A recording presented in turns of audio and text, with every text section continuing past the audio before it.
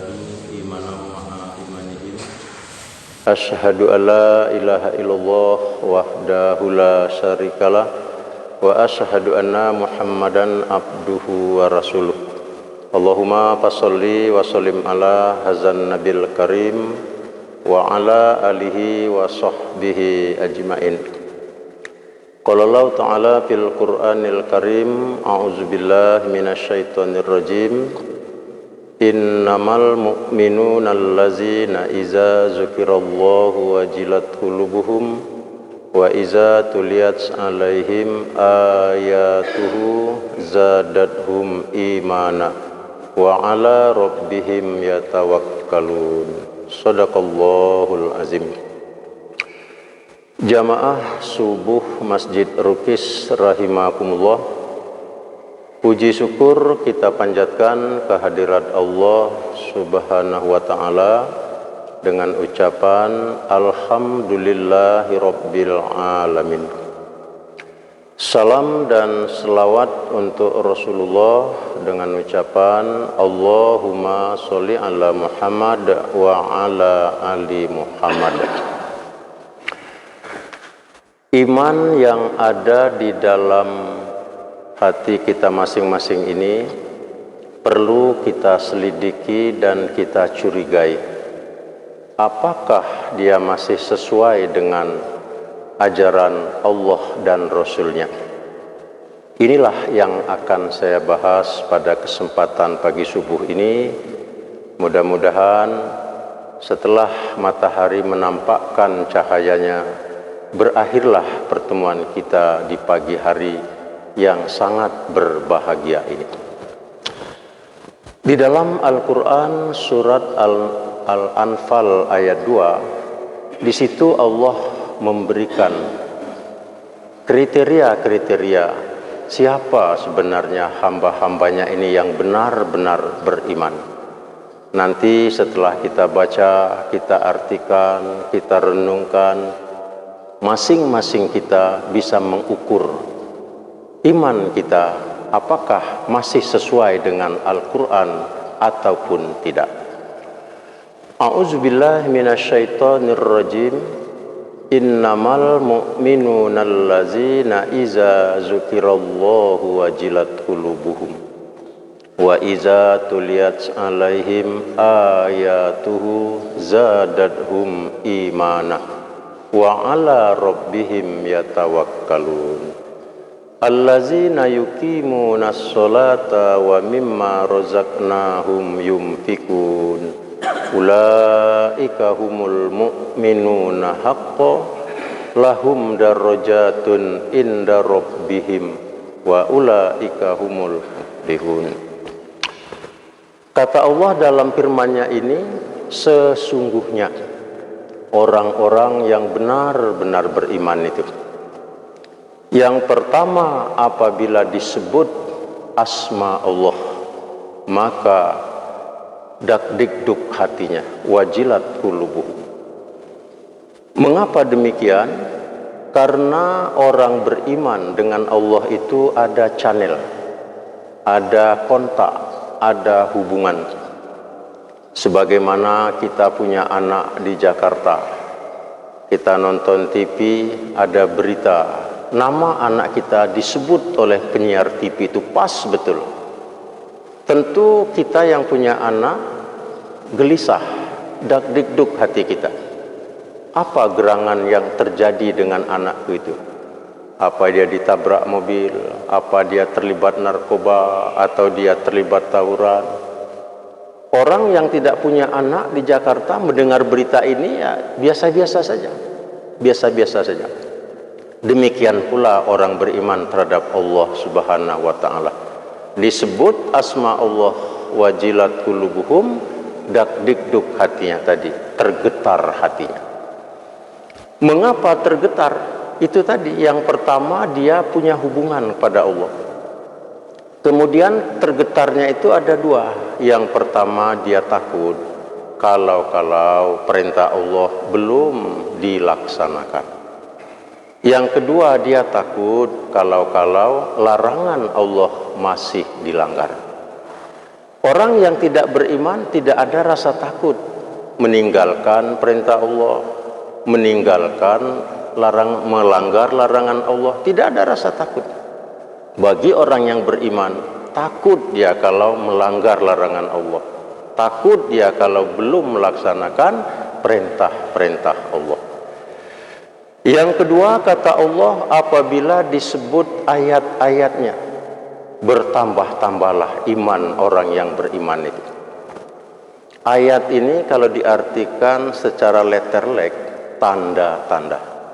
Ada ayat lain dalam Quran itu, wa min ayatihi an khalaqalakum min anfusikum. Sebahagian dari tanda-tanda kebesaranku, kata Allah. Jadi ayat itu tanda. Menurut para ulama, tanda Allah itu ada dua garis besarnya. Yang pertama yang terucap oleh Allah, nah itulah namanya firman.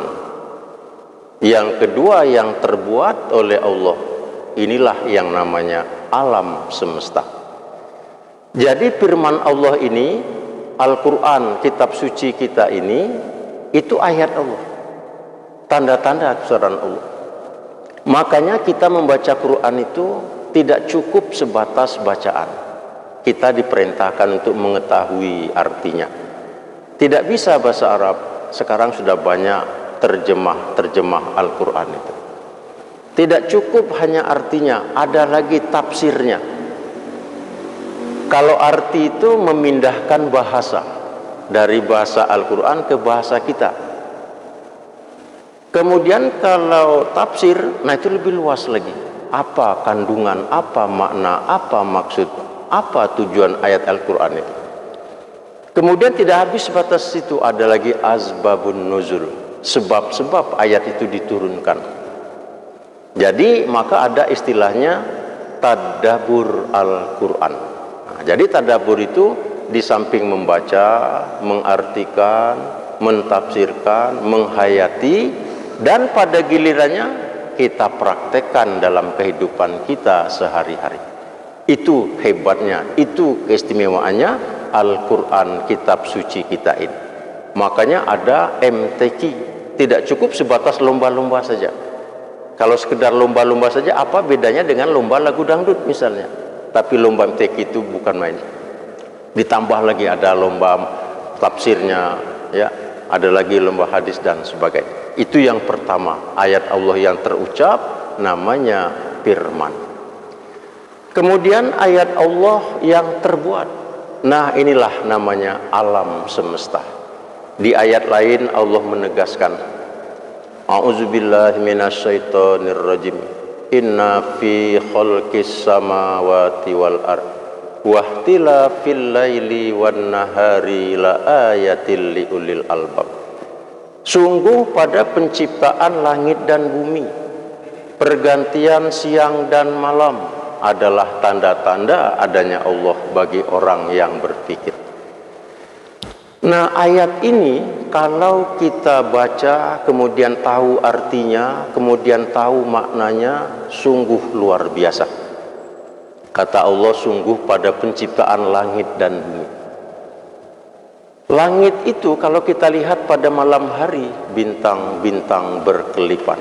Pas malam bulan purnama, sinarnya bukan main, indah sekali. Banyak orang mengarang-arang sesuatu dihubungkan dengan bulan purnama itu. Kemudian ternyata langit kita ini bukan hanya selapis, 7 lapis. Bahkan yang mengatakan langit 7 lapis itu bukan ahli-ahli. Al-Quran pertama mengatakan. Lapis yang pertama namanya atmosfer, lapis yang kedua diosfer, sampai 7 lapis itu. Ketika Nabi Muhammad Isra dan Mi'raj, itu dikisahkan bahwa langit itu bukan 1 lapis, tapi 7 lapis. Baru-baru ini baru ahli-ahli membenarkan. Nabi kita sudah lama menemukan langit 7 lapis itu. Kemudian pergantian siang dan malam. Ini sepintas lalu kita jarang merenungkannya. Ternyata hasil penyelidikan luar biasa. Andai kata di bumi ini siang siang saja, ternyata panas bumi itu naik, terbakar bumi ini. Kalau siang saja. Sebaliknya kalau di bumi malam saja, panas bumi tadi turun sampai ke titik nol, membeku jadi es. Nah, di sini Allah ciptakan siang malam itu artinya menjaga keseimbangan di alam. Dan ternyata keseimbangan alam ini bukan hanya siang malam saja, seluruhnya. Ada kaya, ada miskin, ada bodoh, ada pintar, ada sehat, ada sakit, ada pejabat, ada penjahat, ada ustadz. Itu Allah jaga keseimbangan. Dulu penyakit itu tidak banyak, karena waktu itu dokter juga tidak banyak, obat juga tidak banyak, ya, puskesmas juga tidak banyak. Sekarang dokter banyak, penyakit banyak, rumah sakit banyak, penyakit tambah banyak. Allah jaga keseimbangan. Kalau dokter banyak, obat banyak, rumah sakit banyak, penyakit sedikit, orang tidak tertarik untuk kuliah di fakultas kedokteran. Untuk apa? Orang tidak tertarik mendirikan puskesmas. Tidak tertarik. Jadi Allah jaga. Jadi tidak usah heran. Kenapa dokter banyak kok penyakit tambah banyak?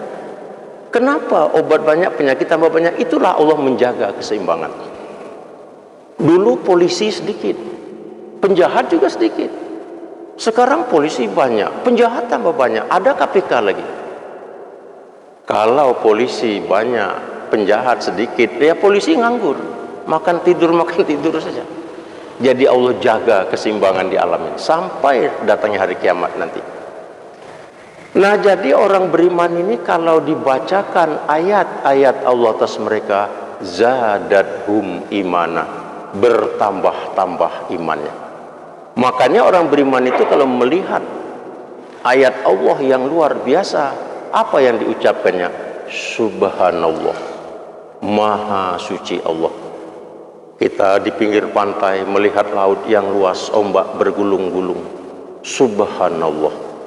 Apa mungkin laut itu tercipta dengan sendirinya? Apa mungkin ombak bergulung itu bergulung sendiri? Tentu ada yang menggerakkannya, sang penciptanya, Allah Subhanahu wa ta'ala. Maka timbullah istilah tadabur alam.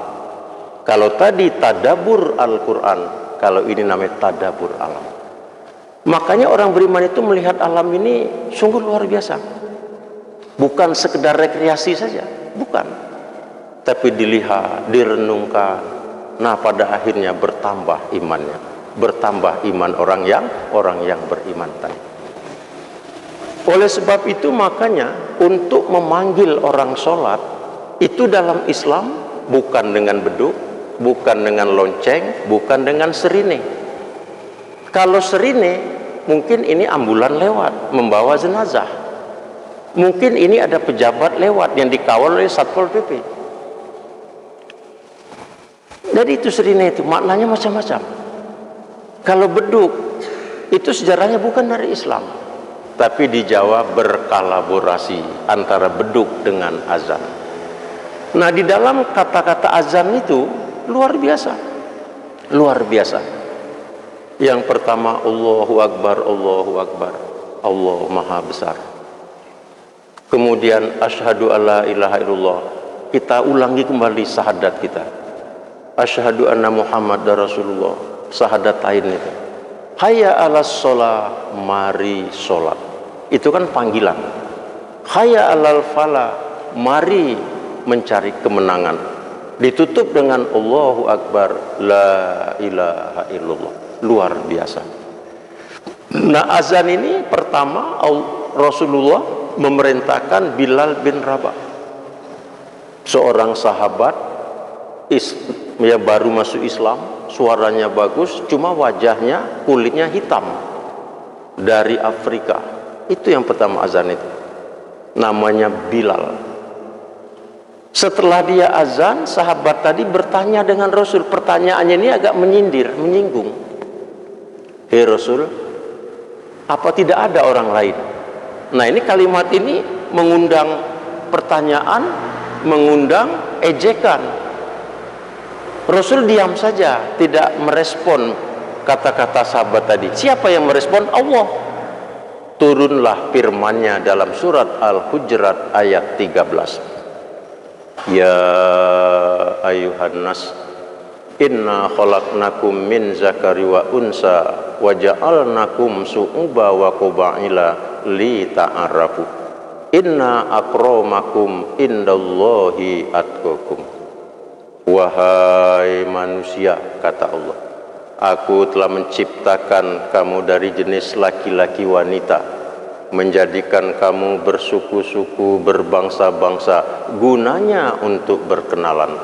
Sesungguhnya orang yang paling mulia di sisi aku, itulah orang paling takwa. Kalau yang mulia itu orang kaya, ya orang miskin kecewa. Alangkah lemah orang kaya, kami miskin, tidak mulia. Kalau yang paling mulia itu pejabat, rakyat juga kecewa. Kalau yang paling mulia itu yang cantik, yang jelek juga pasti kecewa. Tapi Allah mengatakan yang paling mulia di sisiku, yang paling takwa. Kembali kita ke kata-kata azan tadi.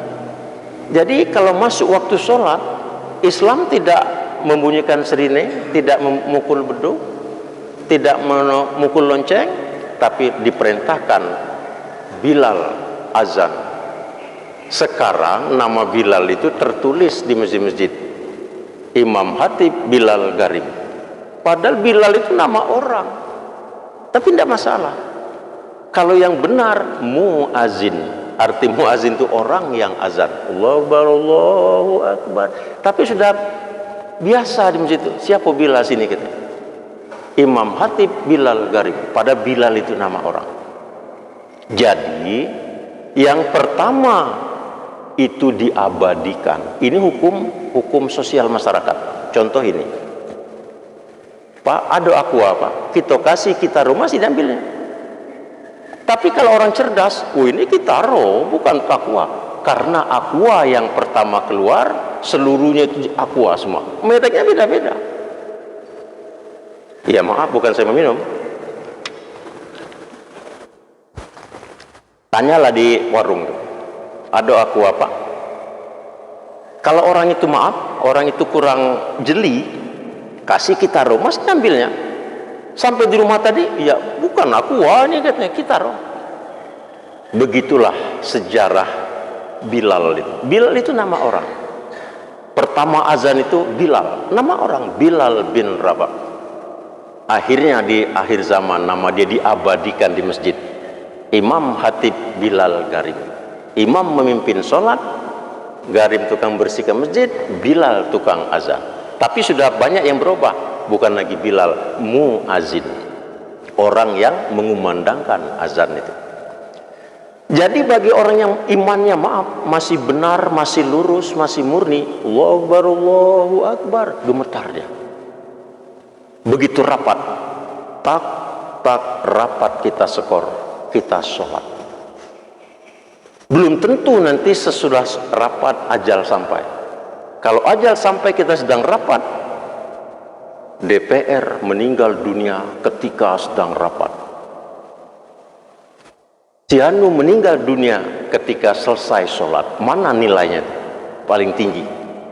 Tentu yang tinggi nilai tadi selesai sholat. Kita tidak tahu itu. Apakah pulang nanti kita masih bisa menghirup udara ini? Wallahu alam bisawab. Makanya orang beriman mendengar suara azan itu ditinggalkan semuanya. Contohnya Mekah al-Mukarramah, Madinah al-Munawwarah. Begitu suara azan, pedagang-pedagang berhenti beraktivitas.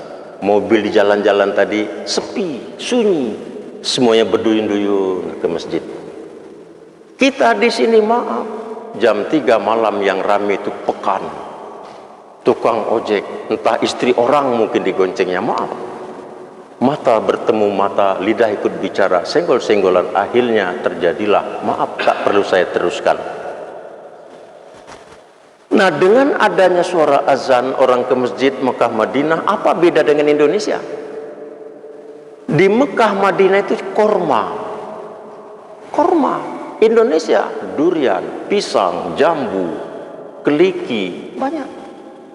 Tambang tambangnya di Mekah cuma minyak, di Indonesia minyak, batu bara, apalagi emas. Tapi ternyata siapa yang makmur sekarang? Mekah, Madinah. Indonesia enggak. Padahal kalau kita nilai seharusnya kita yang makmur. Bedanya cuma satu. Ketika azan dikumandangkan di Indonesia acuh tak acuh. Sedang rapat-rapat terus. Sedang bekerja terus, tapi Mekah Madinah tidak. Satu saja bedanya, tapi Allah bedakan pula kehidupan orang di situ. Makanya Mekah Madinah itu sekarang 180 derajat berubah dengan doa Rasulullah, dengan hambanya yang taat ibadah tadi.